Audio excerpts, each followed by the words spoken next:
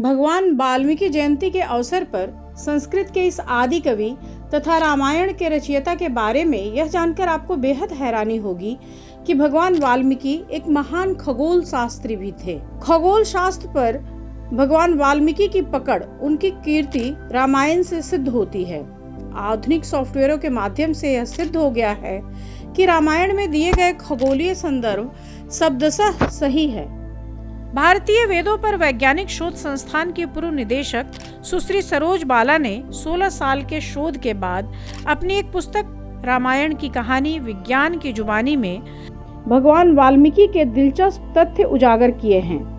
हम भगवान वाल्मीकि द्वारा रचित रामायण ग्रंथ में श्री राम के जीवन से संबंधित सभी महत्वपूर्ण घटनाओं के समय पर आकाश में देखी गई खगोलीय स्थितियों का विस्तृत एवं क्रमानुसार विवरण पाते हैं। नक्षत्रों व ग्रहों की वही स्थिति जो हजारों वर्षों पहले देखी नहीं जा सकती थी, भारतीय वेदों पर वैज्ञानिक शोध संस्थान की निदेशक सरोज बाला ने प्लानिटेरियम गोल्ड सॉफ्टवेयर 4.1 का उपयोग करके पाया कि भगवान वाल्मीकि की गणना एकदम सटीक है। शोधकर्ताओं ने भगवान वाल्मीकि की रामायण के खगोलीय संदर्भों की सत्यता को मापने के लिए स्टेलेरियम सॉफ्टवेयर का भी उपयोग किया और पाया कि रामायण में वर्णित ग्रहों व नक्षत्रों की स्थिति, तत्कालीन आकाशीय स्थिति व खगोल से जुड़ी सभी जानकारियां अक्षरशः सत्य थी। भारतीय वेदों पर वैज्ञानिक शोध संस्थान की निदेशक सरोज बाला के अनुसार स्काई गाइड सॉफ्टवेयर भी भगवान वाल्मीकि द्वारा रचित रामायण ग्रंथ की क्रमिक आकाशीय दृश्यों की तिथियों का पूर्ण समर्थन करती है।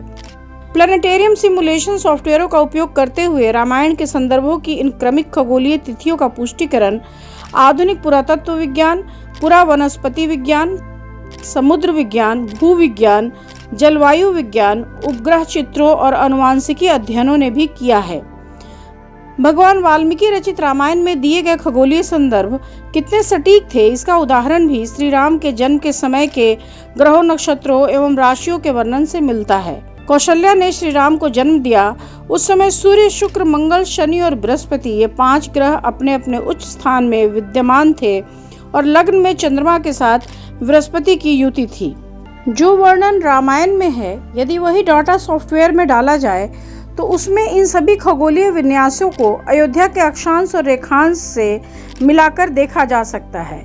इसमें दोपहर के 12 से 2 बजे का समय निश्चित तौर पर दिखता है। सैकड़ों वर्णनों को भगवान वाल्मीकि रचित रामायण से लेकर सॉफ्टवेयर में डालने से पता चलता है कि हर वर्णन खगोल शास्त्र की कसौटी पर खरा उतरता है। भगवान वाल्मीकि रचित रामायण में कई ऐसे श्लोक हैं जो बताते हैं कि जब श्री राम अयोध्या के लिए निकले तब उनकी आयु 25 वर्ष थी। श्री राम के वनवास के 13वें वर्ष के उत्तरार्ध में खरदूषण के युद्ध के समय सूर्य के ग्रहण का भी उल्लेख है। शोधकर्ताओं में डॉक्टर राम अवतार ने वनवास के दौरान श्री राम द्वारा देखे गए स्थानों पर शोध किया और क्रमिक रूप से उन स्थलों का दौरा भी किया, जैसा कि भगवान वाल्मीकि रामायण में श्री राम द्वारा अयोध्या से शुरू होकर सीधे रामेश्वरम तक जाने का वर्णन हमें मिलता है। श्रीलंका सरकार ने भी सीता वाटिका को पर्यटन स्थल के रूप में विकसित करने की इच्छा व्यक्त की थी।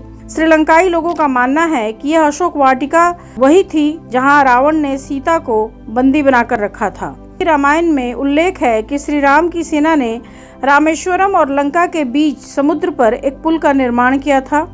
कुछ समय पूर्व नासा ने इंटरनेट पर एक मानव निर्मित पुल की तस्वीरें डाली थीं, जिसके खंडहर रामेश्वरम और श्रीलंका के बीच पाक जल डमरू मध्य में आज भी डूबे हुए दिखते हैं।